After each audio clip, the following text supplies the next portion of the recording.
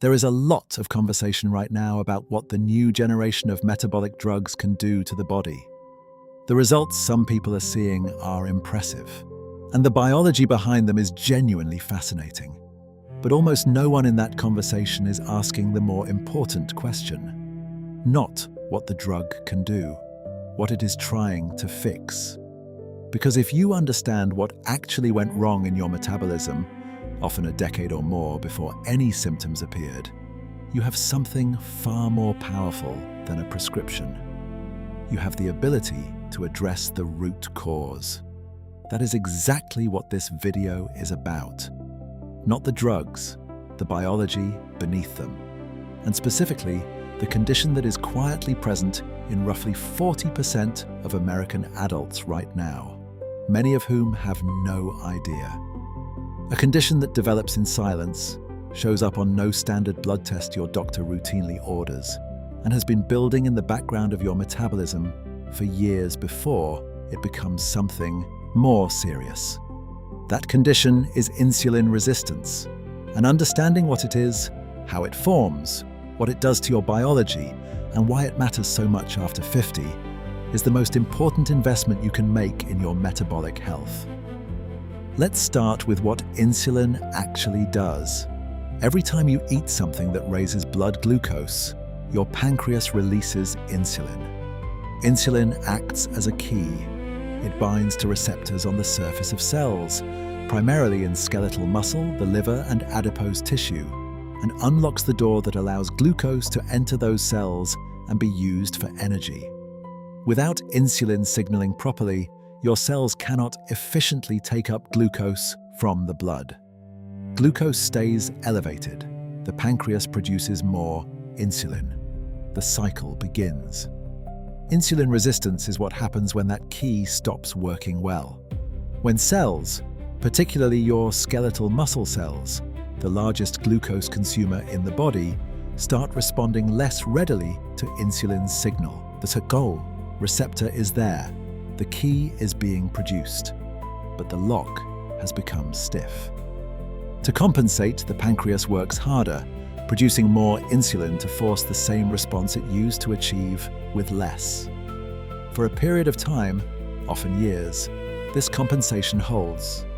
Blood glucose appears normal, but circulating insulin is quietly elevated, and that elevated insulin is doing significant things to your biology that go well beyond blood sugar. A growing body of research now suggests the sequence of events may run in the opposite direction to what was long assumed. The emerging model proposes that chronic hyperinsulinemia, persistently elevated insulin driven by years of high carbohydrate intake and constant pancreatic stimulation, may be the upstream trigger that initiates insulin resistance. The cells bombarded by constantly elevated insulin begin to down-regulate their receptors. They reduce the number of available docking points. This is how the lock becomes stiff, not through some external assault, through overexposure to the very hormone it was designed to respond to. The scale of this is worth sitting with. NHANES data, the most comprehensive ongoing health database in the United States, found that roughly 40% of American adults between 18 and 44 meet the criteria for insulin resistance.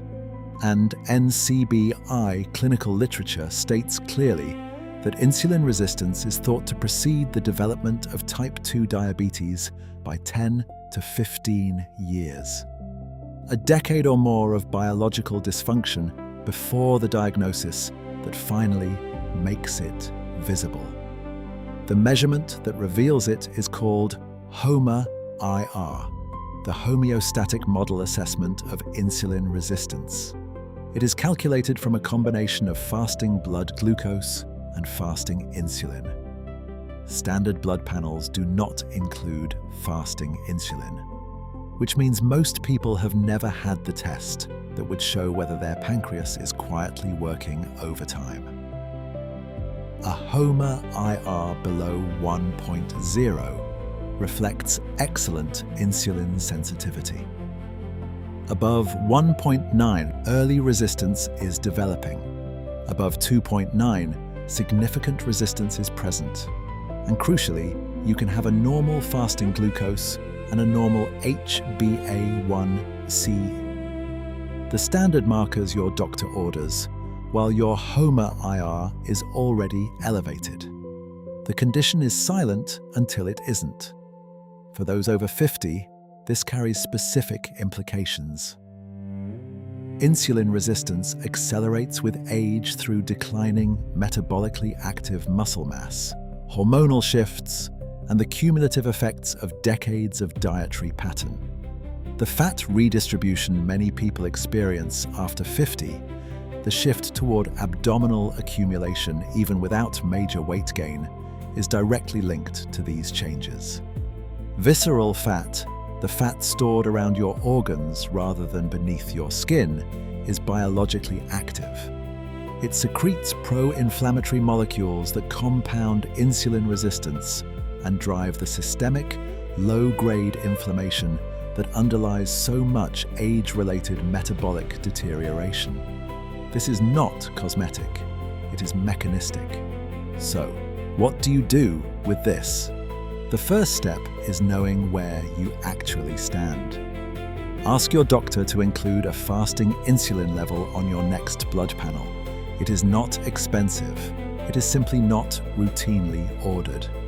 With your fasting insulin and fasting glucose, your HOMA-IR can be calculated. That number tells you the real state of your metabolism, not the appearance of it. If your HOMA-IR is elevated, the most important thing to understand is that insulin resistance is not a fixed state. It is a dynamic biological condition that responds powerfully to the right intervention. Meta-analyses of randomized controlled trials, including a comprehensive review covering multiple fasting protocols published in 2025, found that intermittent fasting significantly reduced HOMA-IR, fasting insulin, fasting blood glucose, and HbA1c. The mechanism is direct. When you fast, insulin is not being stimulated. It falls. The cells begin to upregulate their receptor sensitivity. The lock becomes less stiff. The biological architecture that insulin resistance had been quietly degrading begins to rebuild. In the next video in this series, we go deep into exactly how that process works. The specific mechanisms by which fasting lowers insulin, restores receptor sensitivity, and rebuilds the metabolic function that insulin resistance disrupts. The science is as clear as what we covered today, and understanding it will change how you think about every fasting window you ever do. If this gave you something real, a name for something that may have been quietly developing in your own biology, do two things right now.